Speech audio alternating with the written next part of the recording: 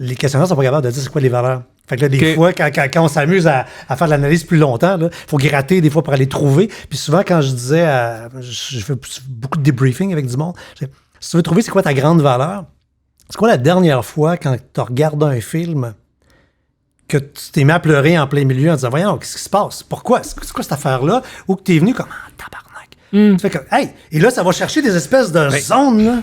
Ben, l'injustice, tu sais, je peux pas redresser toutes les injustices, mais les histoires qui viennent me chercher quand on me les soumet, là, quand on me propose une entrevue ou quand on me propose une chronique, les histoires d'injustice viennent me chercher. Les histoires de dévouement viennent me chercher. Les gens qui se dévouent pour les autres. C'était une période qui était très... le début de la pandémie, là, mars-avril, tu le sais, là, pas besoin de faire un dessin aux gens. C'était extrêmement... c'est pas explosif, mais c'était lourd comme climat. Puis moi, j'avais... Comme tout le monde, je baignais là-dedans. J'étais à fleur de peau. Et les fois où j'avais les yeux pleins d'eau, c'est quand j'entendais parler d'histoires de gens qui se dévouaient. Par exemple, dans le fameux centre, le CHSLD Aaron, dans l'ouest de l'île. Écoute, l'histoire d'une infirmière... Non, pas une infirmière, une médecin qui est maintenant dans l'administration au CIUS, qui est dépêchée là-bas et qui, là, prend connaissance là, de visu de l'ampleur de la catastrophe. Il n'y a plus de personnel. Les gens sont laissés à eux-mêmes. On peut imaginer dans quel état. Et son premier réflexe, c'est d'appeler sa famille à l'aide. Son mari, c'était ton histoire, ses ça. 2 enfants, c'était mon histoire. Et écoute, quand je me suis fait raconter cette histoire-là par cette femme-là, j'avais les yeux pleins d'eau. T'sais, ce dévouement-là, pour les autres, moi, ça vient me chercher. Ben, ça devait être un mélange de...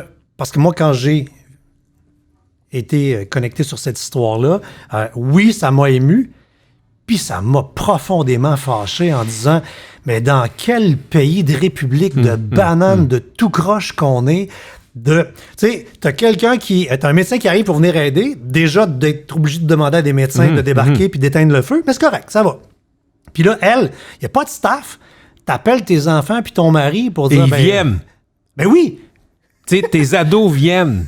Tes ados viennent torcher les gens, nourrir les gens, laver les gens. Parce que c'était ça, là. Elle est arrivée là, ils ont dit, ils n'ont pas mangé, calvaire. Ben oui, exactement. Donc, et ils étaient dans des conditions effroyables. Et donc, ça vient me chercher. Les histoires de bienveillance viennent me chercher.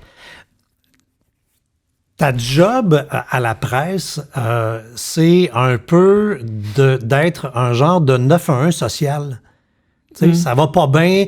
Regarde, vous êtes quelques canaux comme ça dans les médias où on sait que, victime d'une fraude, m'a appelé JE, check-moi bien, m'a appelé JE. non, mais tu sais. Moi, je suis moins dans les fraudes. C'est moins dans les fraudes. Mais, d'un point de vue humain, ça doit être quasiment pire par bout parce que il y a plusieurs de tes textes. Nous, on lit le matin, là, les yeux collés, le doigt sur la tablette, là. Mais toi, il a fallu que tu t'imprègnes d'une charge émotive souvent qui est crissement lourde pour un texte. Ben, écoute, d'ordinaire, je suis capable de faire la part des choses. C'est un peu comme un flic ou c'est un peu comme un médecin.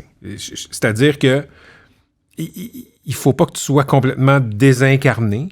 Il faut que tu continues à avoir cette empathie-là. Mais tu peux pas, je veux dire, t'es pas la fille de la personne, t'es pas le père de la personne, tu peux pas toujours brailler, OK? Donc, il faut que tu aies un certain recul. Pendant la pandémie, là, c'était tough, parce qu'il y avait rien d'autre à faire que d'être empathique. Là où j'écrivais 2-3 chroniques par semaine, j'en écrivais 4, 5, 6 des fois. Les histoires tombaient de partout. Ça a été dur. Mais règle générale, je suis capable de garder cette distance-là avec les gens. Je suis capable de faire l'histoire sans brailler, même si l'histoire est à brailler.